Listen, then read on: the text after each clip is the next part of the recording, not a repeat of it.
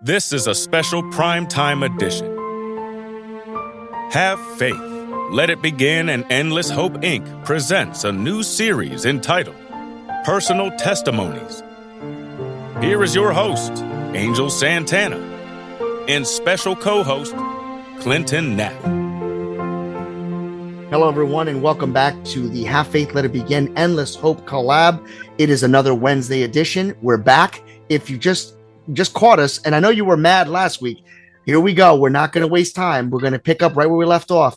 Clinton went in for a 45-minute procedure. What should have been ended up being 11 hours. He opens his eyes. All of the doctors are there. No family. But then all of a sudden, the doctors finish what they're doing. They walk out and the family comes in, and Clinton will continue from there. Yes. So yes, jumping right back into it. Yeah. So the doctors leave, my family comes in, and like I said before, they gave me a little, clip notes version of what happened. Not the whole truth. I'm assuming not to scare me or to make me nervous with what's going on. I think mainly in part because they wanted me to hear it from the doctors versus them, maybe because they felt like they would deliver the message incorrectly or whatever. I don't know. So the doctors came in. I spent some time with family and stuff like that. The doctor who performed the biopsy the first day I was in Westchester has now become the doctor who's taking over. My doctor from Arden Hill, who diagnosed me, is in the background of the picture, so to speak. This doctor from Westchester Medical Center is now in charge and is the lead cardiologist taking control and care of me. With him, I meet another doctor, a female doctor, great woman. I love her to death. They come in and introduce themselves and kind of give me a breakdown of what's going on. They didn't really harp too much on what had happened during the procedure, but just explained to me where we were at and where we were heading. At that point, I learned that my heart was severely damaged and that I wasn't going to just get better overnight, and the chances of me going home tomorrow or next week were slim. I was going to be here for a while. They needed time, and by sending me home would do more damage than any good. So I had no choice but to say, here I am. Let's do it. So they keep me. Now I'm down to visits with family and friends one at a time. And I'm trying to divide it up between family. And I'm noticing now that I'm more tired than normal. I spend a lot more time taking short naps and resting. Even with having a visitor in the room with me, they're in a chair watching TV with me, and during conversations, in pauses, I fall out, fall into a sleep, a light nap, so to speak. And then I wake up and we chat some more, and maybe they go out, or maybe I wake up and there's no one there, and the nurse says, "Oh, they stepped out because they noticed you were sleeping. They wanted to let you rest a little bit. I'll go get them." And she goes, or he goes and grabs whoever was there, and we rotate out. I've got at this point, it's a lot of friends and family coming from, because now I'm in Westchester Medical Center, so they're coming from upstate New York, traveling down to visit and to see me, and just to keep me. And you haven't seen your son? No. At this point, I have still not seen my son. And it's probably been a good week. All of this happened within probably about a week span of time. Wow. Or so it felt like a week. So I spend some time visiting. The day goes on, stuff like that. Some family never leaves. They sleep in the waiting room in chairs. I know my parents slept on chairs and floors and stuff like that. So did my girlfriend at the time, who's now my wife. And some time goes. One day passes. The second day comes. Now, here we are on day number 2, and I'm still immobile, bedridden. wires coming from my neck, my arms, all types of stuff. They've got massagers on my legs to keep the blood flowing so that I don't get bed sores and blood clots in my legs and stuff like that. And I'm sitting there, and this part comes to me as if it happened 5 minutes ago, and it is a really, really tough part for me. I'm sitting there visiting with my father, and we were chatting, and I remember, I want to say it was Tombstone. I know there was a cowboy movie. My father's big into old school cowboy movies, Andy Griffith, all that stuff. So it was a cowboy movie on, and I was visiting with him, and we were chatting, and all of a sudden, out of nowhere, I couldn't hear it, and all after that, everything went white. Like I could see nothing but just whiteness. It was as if I was surrounded in a room of bright lights and could see nothing but the light, no matter which way I looked. And this part that I'm about to tell you, I always reference to. You ever seen a medical show or in a hospital scene of a movie when they say, when they're about to shock a patient who's dying or die, and they say clear, and then they put the paddles on, and you hear boof. Well, Yeah. that's what I heard. I heard that boof, and then my ears started to ring, and my vision slowly came back. And I'm laying there, and I'm starting to see all of these nurses and doctors come running at me. And there was one nurse in the background who was just coming around the nurses station, and she says, "It's going to happen again." And all of a sudden, everything went bright white. I couldn't see nothing, and I hear poof, and it all starts to come back to me again. My ears are ringing really loud, and I look to my right, and my father, a man who I've never in a million years seen shed a tear, was standing there back against the wall with tears rolling down his face. At that point, I knew something had happened, and it was scary. So now the doctors are hearing starting to come back. So I hear the doctors and the nurses, they're all trying to figure out what's going on and what happened and why did that happen and stuff like that. And they couldn't. So they ushered my father out of the room and into the waiting area, I'm assuming, where they were able to have the room to themselves to work on me. At which point, the doctor who performed my biopsy, the one who's now in charge, he comes in and he says to me that the defibrillator went off twice. That's what I experienced. So now things are starting to be a little bit more clear. So I said, okay, so where are we? Where do we go from here? He then looked at me and he says, well, it gets worse because when it went off, it didn't. Normally, it's supposed to help. He says, but it went off twice, and it actually damaged the heart more. So now my heart is even weaker. So I asked him, what do we do now? So he assures me, he says, well, I have a team, because Westchester Medical Center is a teaching facility.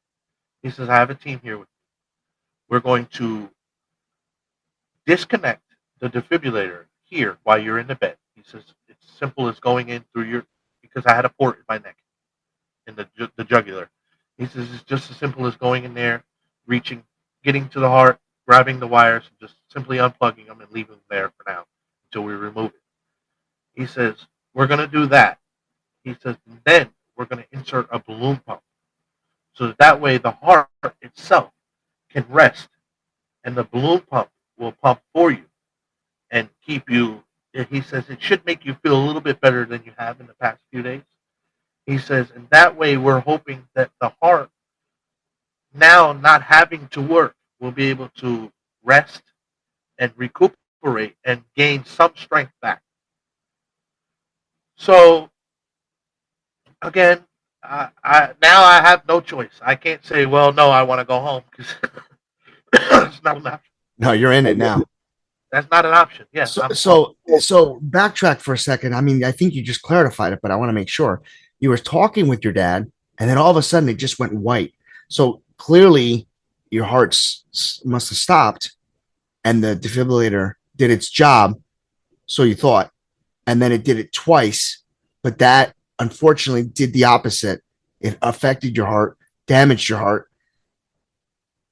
Looking back today, I mean, obviously you know what happened, but did it almost feel like you were just like, I don't even know how to explain it. You just were in a different world for like what, 2 seconds? I mean, bright lights. That would Yeah, scare me. yeah. No, I definitely felt like I wasn't at home anymore. Yeah, I was right. confused. Um, it wasn't like anything else that I've experienced, because like I said, when I went in for the procedure, it was like taking a nap. To Right. where this was, I felt like I was there, and like everywhere I looked was just Yeah. all white. So I knew that something different was going on. Right. Right. Yeah. All So your it all your senses senses would be were being just they were yeah, just all being touched. yeah, Wow. definitely. Um, so we discussed the balloon pump, and there was no. To be honest, at this point, there's no saying yes, no. It's really the only option I have at this point. So the doctors go ahead with the balloon pump. They put the balloon pump in, and it's doing its job. Now, I mentioned another doctor who came in with the doctor who performed, the doctor who is now taking control, a female doctor. Um, she comes in that night, and she sits at my bedside, and she says, "We need to have a talk." And my mother was with me at this point in time, I believe. Um, and she says, "We're at the point to where your heart is really bad. We don't believe that there's any saving it, that it's just going to go downhill from here. So we believe the best course of action, the best only option we have, as long as you agree to it, is to place you on the heart transplant list." She says, given your current condition and state, she says, you will go straight to the top. She says, there will be no one, nowhere above you. She says, you will be numero uno on this list. Um, so it'll be just a matter of waiting for the right heart, the perfect match, tissue type, blood type. There's so many different things. Um, she says, at which point in time, she says, normally there's a procedure before you can be placed on a transplant list. Um, you have to speak with a therapist. You have to see a cardiologist. You have to go for several different tests. So you speak to a therapist. You speak to a priest. You speak to they check MRIs, CT scans, all this type of stuff that is supposed to be done before you can be placed on a transplant list. Um, Verification of health insurance and stuff like that. These are all just steps that you would have to take before being placed on the list. But I'm so sick that there's no time for any of this. So they opted, it's pretty much exempt to me at this point in time. Transplant list it is, right to the top. Let's see what happens and where we go from here. Um, Now I'm visiting with family, and I don't know why. Uh, because a lot of people have asked me this question, and the only thing I can say is I don't know. I don't know why, but I know that at this point in my life I should be scared. Some type of fear, some type of emotion that says, okay, this is bad, you know. But I'm not. There's no fear. I know I'm gonna be okay. I know I'm going home to my son, who yet I have not seen in a few days, probably a week's time, a little over a week now, probably. I'm not giving an exact date, and you'll see why in a little bit. Um, so I lay there and I speak with some family, some friends, and she's out. This doctor, she's out doing her thing, putting me on this list.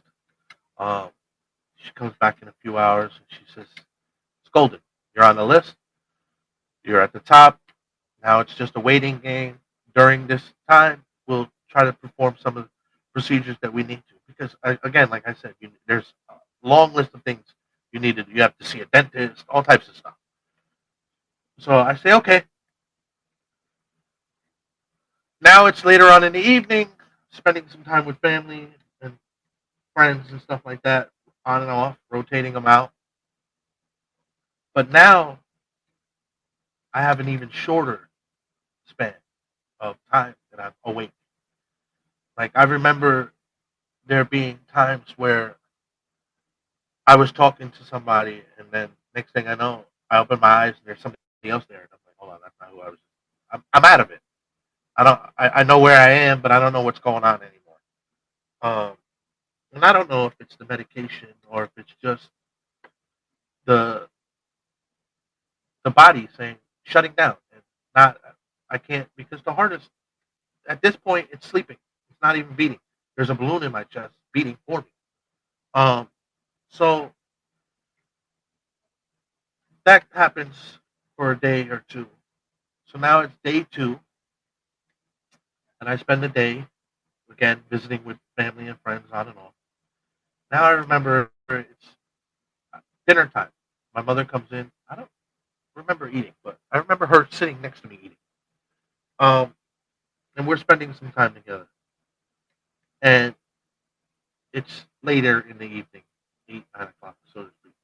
Um, and I look out into the hall, and I'm looking at the nurse's station. There's a cordless phone sitting on top of the desk, and it rings. The nurse answers it, and she moseys her way around the desk and into my room with this phone. And she says, "It's for you, it's the doctor." Okay. Which I felt a little strange because, I mean, you're in the hospital. Normally, the doctor comes and sees you. He doesn't call you, right? I mean, how many times have you been in the hospital and the doctor called you instead of coming in the room to say, "Hey"? um, so I pick up the phone and I say hello, and he tells me who he is, and he says, "I have good news." I said, "What's that?" He says, "We have a heart." And I'm like, "No way."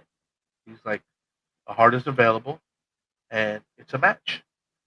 The only thing is, um, there's a few things that have to happen." So one of the things when they put you on a transplant list, especially a heart, I don't want to say for all organs, because I can't speak for all organs. I can only speak for the heart. Is they have to tell you certain things. So one of the things they have to tell you is if the organ is compromised. So now when I say compromised, I mean if you've ever spent one night, or even 1 hour, or even 5 minutes in a jail cell, whether it be in the city jail, the town jail, or whatever. Maybe you got pulled over and your license was suspended, or there was a mix up and they took you to the police station. If you've ever been in there for just a short amount of time, your organs are compromised because you've been in an area where else has been who may have had HIV, hepatitis, something. So now your organs are compromised. Or it very well could have been an organ from a drug user, an IV drug user, or anything. You don't know. They can't tell you this. They don't know this information. They just know the organ is compromised. So he tells me the organ is compromised, and it's up to me whether I want to take it or not. Um, my first response was, "What would you do?" He says, "I can't tell you that information." He says, "I can't help you decide. You have to decide on your own." So now, as I mentioned, my mother was on my left-hand side in a chair with me at this point in time. I looked over at her and I said, "Mom, what would you do?" And as she was getting ready to tell me what she thought, the doctor said to me, "I'm going to give you 5 minutes. I'll call back in 5 minutes. At that point in time, I need an answer." He says, "If you can't tell me yes or no, I have to send this organ down the road so that it can help someone else before it's too late." I said, "Okay." I hung up the phone. I looked at my mother to finish our conversation, and she looked at me and she says, "Baby, I can't decide for you. You have to decide. You're an adult, and this is a decision you have to make. I can tell you what I want, but this is based on you. This is up to you. You are a grown man now. And she says, and you have to make this decision. And I said, okay. And I started to get tears in my eyes, and I thought, and I was thinking, and then the phone rings, and I answer it, and it's the doctor. And he says, what's your answer? And I said, I want it. He says, great. They'll be there to start prepping you soon. He says, we'll go into surgery tonight. I said, okie dokie. I hung up the phone with him, gave the phone back to the nurse. She then informed me that I could have a little bit of time to speak with some family, and then they needed to start the procedure to prep me for a heart transplant that I was going to have that night. And that is where we leave you. At this time, I think it's only fitting that we take a moment to be grateful for the opportunity that presented itself for Clinton. I was not around during that time. You'll know how I get introduced to Clinton much later, because believe me, the story hasn't even begun yet. But there are so many of you out there today that may be experiencing or have experienced the same situation or ordeal. We encourage each and every one of you to reach out to Clinton. Take a look at his website. I will have that posted. But it is called Endless Hope Inc. And their line is quite simple. Their message is fueling hope one life at a time. If you feel that you need to speak with Clinton, if you would like to bounce ideas off of him, he is such a good, inspirational person, and he has so much to offer you. Our mission and our goal here is not to go out and become famous. No, it's to help change the life of one person at a time, because it already happened to Clinton, and there's much more to talk about. We'll leave you there, and we'll hope that you will continue to join us as we continue this journey next Wednesday. Have faith, let it begin, and Endless Hope Inc. reminds you that fueling hope one life at a time is the key. Follow your dreams and stay true to your heart. Thank you, and have a great night. Hey, Have Faith family. Don't forget to like, subscribe, and share the podcast with your friends. Visit our website, havefaithletitbegin.com. We would love to hear your feedback.